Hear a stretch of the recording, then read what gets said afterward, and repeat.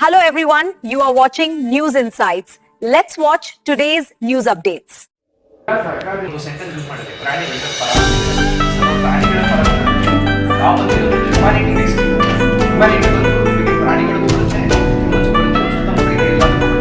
So ನಾವು ಯಾಕೆ ಇದನ್ನ ಆಗೋದೇ ಇಲ್ಲ ಅಂತ ಹೇಳ್ತಾ ಇದ್ದಾರೆ ಸುಪ್ರೀಂ ಕೋರ್ಟ್ ಹೇಳ್ತಾರೆ ಮಕ್ಕಳು ತಾಯಿಗಳನ್ನ ಹೋಗ್ತಾರೆ ಅದರಿಂದ ನಾಯಿಗಳನ್ನ ಬಟ್ ಇದಕ್ಕೆ ಏನೋ ಒಂದು ಬಿಗ್ಗೆಸ್ಟ್ ಪ್ರಾಬ್ಲಮ್ ಆಗುತ್ತೆ ಈ ನಾಯಿಗಳ ಈಗ ನಾಯಿಗಳು ಯಾವುದಾದ್ರು ವ್ಯಾಕ್ಸಿನೇಷನ್ ಆಗಿತ್ತು ಸ್ಟೆರಿಲೈಸೇಷನ್ ಆಗಿತ್ತು ಅದನ್ನ ತೆಗೆದಾಗಿತ್ತು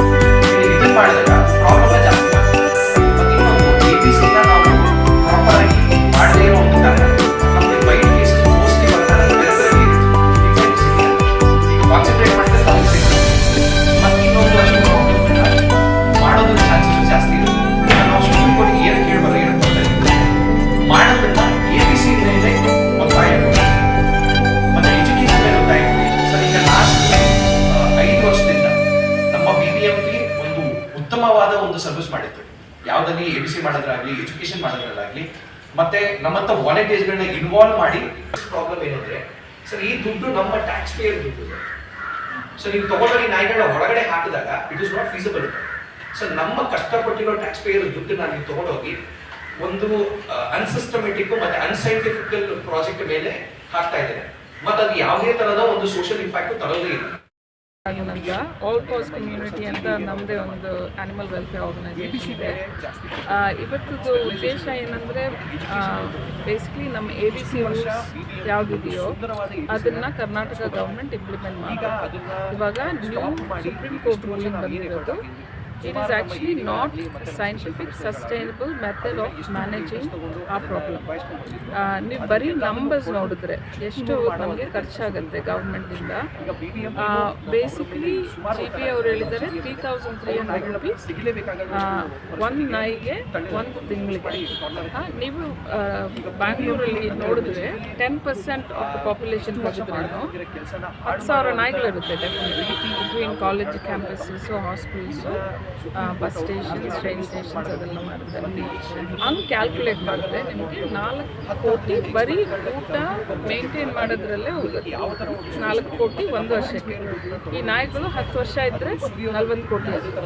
ಪ್ಲಸ್ ಇನ್ಫ್ರಾಸ್ಟ್ರಕ್ಚರ್ ನೋಡ್ತೀರಲ್ಲ, ನಿಮ್ಮ ಫೆನ್ಸಿಂಗು ಮಾಡೋಕ್ಕೆ ಹೇಳಿದ್ದಾರೆ ಸುಪ್ರೀಂ ಕೋರ್ಟ್ ರೂಲಿನಲ್ಲಿ. ಪ್ಲಸ್ ಕೆನಲ್ಸ್ ಬಿಲ್ಡ್ ಮಾಡಬೇಕು, ಶೆಲ್ಟರ್ ಸ್ಪೇಸ್ ನೋಡಬೇಕು. ಅದೆಲ್ಲ ನೋಡೋಕೆ ಹೋದರೆ ಅದು ಒಂದು ಇನ್ನೂ ಒಂದು 200 crores ಆಗುತ್ತೆ 10,000 ನಾಯಿಗಳಿಗೆ. ಅದು ಒನ್ ಆಫ್ ಕಾಸ್ಟ್ ಅಂತ ಇಟ್ಕೊಂಡು. ಬಟ್ ನಮ್ಮ ಹತ್ರ ಎಲ್ಲಿದೆ ಇಷ್ಟು ಹಣ ಹೇಳಿ? ನಮ್ಮ ಗೌರ್ಮೆಂಟ್ ಹತ್ರ ಅಷ್ಟು ಕಾಸು ಇದೆಯಾ? ಕೊಡ್ತಾ ಇದ್ದೀವಿ ಸರ್, ಬಟ್ ಜನಗಳಿಗೂ ಗೊತ್ತಾಗಬೇಕು. ಜನಗಳು ಏನು ಥಿಂಕ್ ಮಾಡ್ತಾರೆ ಅಂದರೆ, ಎಸ್ಪೆಷಲಿ ನಮ್ಮ ಏನಾದರೂ ಒಂದು ಇಶ್ಯೂ ಆದರೆ ಡಾಗ್ ಬೈಟ್ ಇಶ್ಯೂ ಏನು ಥಿಂಕ್ ಮಾಡ್ತಾರೆ ಅಂದರೆ, ಈ ಡಾಗ್ಸ್ ಎಲ್ಲ ಇವಾಗ ಗೌರ್ಮೆಂಟ್ ತೊಗೊಂಡೋಗಿ ಎಲ್ಲೋ ಹಾಕ್ತಾರೆ ಅಷ್ಟೇ, ಬೇರೆ ಏನು ಥಿಂಕ್ ಮಾಡಲ್ಲ. ಥಿಂಕ್ ಮಾಡಬೇಕು, ಇದಕ್ಕೆಲ್ಲ ಹಣ ಎಲ್ಲಿಂದ ಬರ್ತಾ ಇದೆ? ನಮ್ಮ ಸ್ಯಾಲ್ರಿಯಿಂದ ಅಲ್ವಾ, ನಮ್ಮ ಟ್ಯಾಕ್ಸಸ್ಸಿಂದ.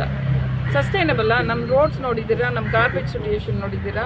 ಅದೆಲ್ಲ ಇಶ್ಯೂಸ್ ಅಲ್ವಾ, real social issues that we have to resolve. Continue ಮಾಡಿ.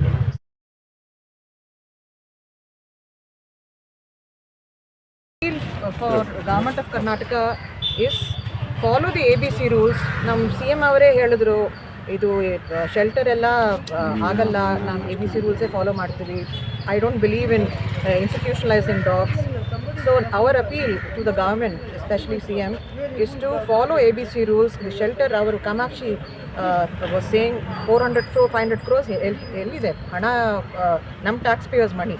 So ABC rules 1/10 of the cost, right? 1/10 of the cost ಆಗುತ್ತೆ. 10,000 ನಾಯಿಗಳಿಗೆ 2 crores ಆಗುತ್ತೆ. And communities ಇದೆ ನೋಡ್ಕೊಳ್ಳೋದಕ್ಕೆ, ನಾಯಿ ನೋಡ್ಕೊಳ್ಳೋದಕ್ಕೆ ಕಮ್ಯುನಿಟೀಸ್ ಇದೆ. We have the first rabies help line in Karnataka. ಒಂದು ರೇಬೀಸ್ ಕೇಸ್ ಇಲ್ಲ ನಮ್ಮದು, ಒಂದು 4-5 years ಒಂದು ಸಿಂಗಲ್ ರೇಬೀಸ್ ಕೇಸ್ ಇಲ್ಲ. ಬಟ್ ABC ಆಕ್ಸಲರೇಟ್ ಮಾಡಬೇಕು. ಇವತ್ತು ವಿಧಾನಸೌಧದಿಂದ 10 ನಾಯಿ ತಗೊಂಡು ಹೋಗಿದ್ರು. ABC ಸೆಂಟರ್ಸಲ್ಲಿ 200 ಡಾಗ್ಸ್ ಇದೆ. ಏನು ಕಾರಣಕ್ಕೋಸ್ಕರ ಅಲ್ಲಿ ಇದೆ ಗೊತ್ತಿಲ್ಲ. ಸೊ ಅದು they have to be release. ABC focus ಆಗಬೇಕು. ನಮ್ಮ ಗೌರ್ಮೆಂಟ್ ಆಫ್ ಕರ್ನಾಟಕಗೆ ಒಂದು ಅಪೀಲ್ ಆದರೆ ABC ರೂಲ್ಸ್ ಫಾಲೋ ಮಾಡಿ let's lead with the path of coexistence and kindness. Harini Raghavan. Okay.